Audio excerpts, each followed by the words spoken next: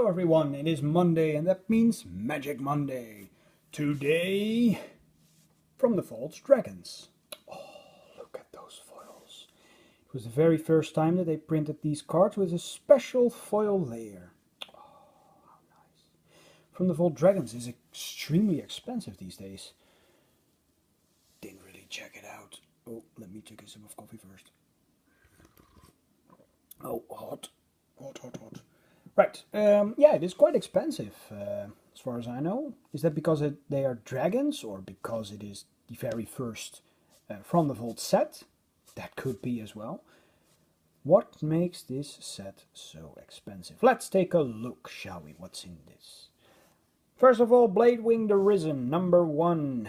It is a 4/4 for 7 mana, 2 black, 2 red, 3 colorless. So legendary creature, zombie dragon, flying. When Bladewing the Rism comes into play, you may return target dragon permanent card from your graveyard to play. That is nice. And for black and red, you can give dragons until end of turn +1/+1. So that's the first one.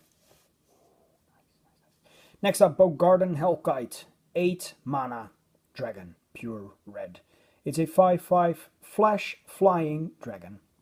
When Bogarden Hellkite comes into play, it deals 5 damage divided as you choose among any number of target creatures and or players. That isn't too bad. Right, Draco, 16 mana for a 9/9. Wow. But he costs 2 less to play for each basic land type among lands you control, so it can cost up to 10 mana less.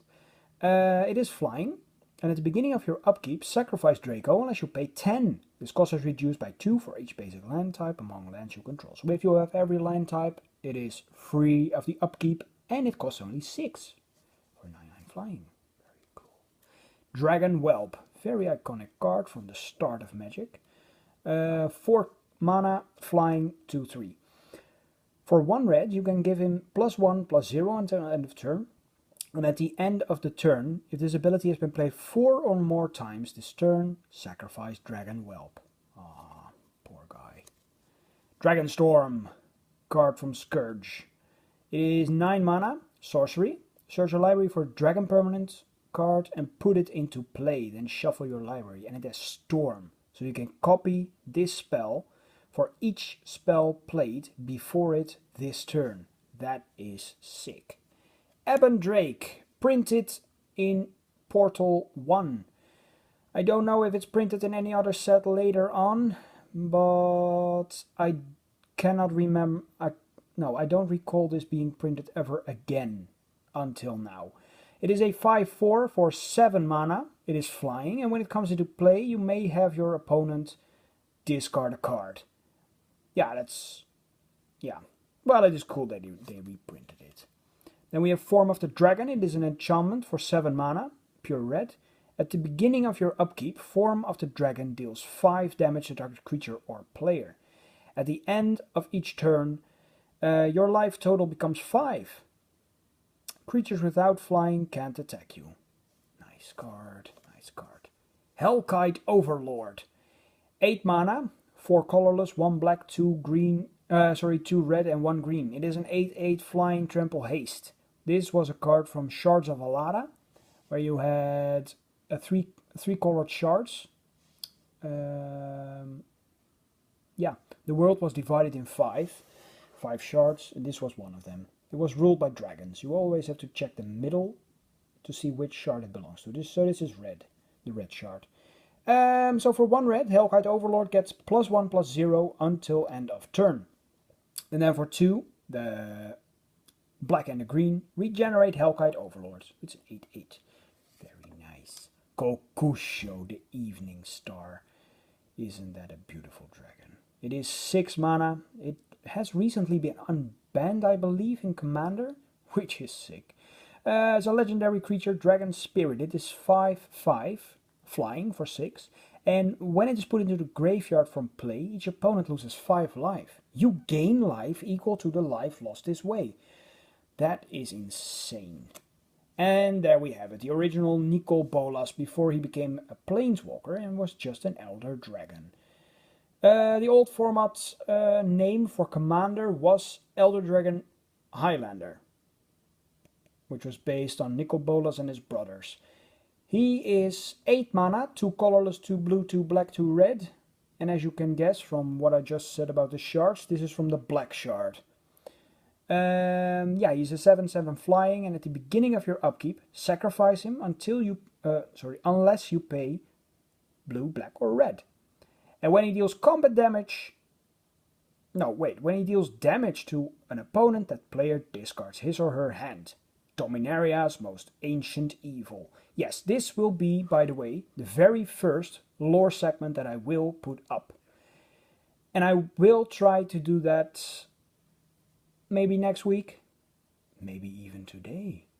Who knows what might be in store? Because this video has been shot 3 weeks ago. So anything can happen in 3 weeks. I will try to get it out today. Right. And he will be the star of the very first lore segment. Alright, Niv Mizzet, the Fire Mind. 6 mana, 2 colorless, 2 blue, 2 red. He's a legendary creature, dragon wizard. 4/4 flying, and when you draw a card, Niv Mizzet, the Fire Mind, deals 1 damage to target creature or player. And it has the ability to tap to draw a card. It is a shame that they put a regular flavor text here. It is a different one than the original one. The original one had a formula, which, if you read it correctly, it said, I believe it said tap, draw a card, and deal with damage when you draw a card. Alright, we have Riff the Awakener, a legendary creature dragon from the invasion block. It is a 6/6 flying for 6 mana, 3 colorless, 1 red, 1 green, 1 white, and as you can tell, it's from the green shard. But no, this Riff and Nicol Bolas, they didn't take part in Shards of Alara. Well, Nicol Bolas did a bit. But let's just talk about that the next time. Alright, flying. Whenever Riff the Awakener deals combat damage to a player, you may pay 3. If you do, choose a color. Put a 1/1 green Saproling creature token into play for each permanent of that color. That is cool. Shivam Dragon. Just like I said last week in the beatdown decks, this was one iconic card. It was used as promotional material back in the days for flyers, posters, with the old art of course. It is a 6 mana 5/5 flying, and it can boost himself for +1/+0 for each red that you pay. And with the Thunder Dragon, another nice looking card, it is 7 mana 5/5 flying. When Thunder Dragon comes into play, it deals 3 damage to each creature without flying. Sweet. And finally we have the Two-Headed Dragon. It is 6 mana 4/4 flying, and for 2 mana it gets +2/+0, and it can't be blocked except by 2 or more creatures. And Two-Headed Dragon may block an additional creature. That is sweet. This card was originally printed in Mercadian Masks, and later returned in a core set, and now it is back in From the Vault Dragons. Right, I hope you enjoyed this review. My main goal for these reviews is actually to show you guys some old different cards. I want to go by every set, eventually every deck, every From the Vault set, and give you a taste of the old days. Some cards you may have never seen, some cards might give you ideas for commander decks. You may be like, hey, that's a cool card, I need that card. That would be fun to play in Commander, because Commander has become too professional. Is that how you say it? Too serious, yes. Get the fun back. Get back in there. Fun. Right, next up we will review another From the Vault. I don't know which one yet, but we'll see that next time. See you, bye.